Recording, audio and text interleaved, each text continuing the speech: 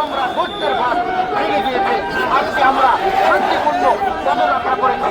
তারপরে সেখানে বাজার সমুদ্র প্রিয় ভাই বোনেরা, আমরা শান্তিপ্রিয় মানুষ, আমরা তাদেরকে বিশ্বাস করি, শাসনকে শ্রদ্ধা করি এবং প্রশাসনের সহযোগিতা আমরা চাচ্ছি কোনো সঠিক জায়গার সাথে আমাদের দিতে হবে এবং যতক্ষণ না পর্যন্ত ওখান থেকে কিন্তু মানুষ পেয়ে আদায় করতে না পারবো ততক্ষণ পর্যন্ত হয়তো আমার শিক্ষককে ধরানো আমার জন্য কষ্ট হয়ে যাবে।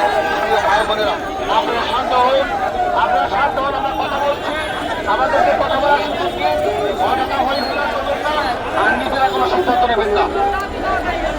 আমরা মূলত এখানে এসেছি শুধুমাত্র সচিবের গাফিলতির কারণে। আমরা প্রশাসন আমাদের সাহায্য সহযোগিতা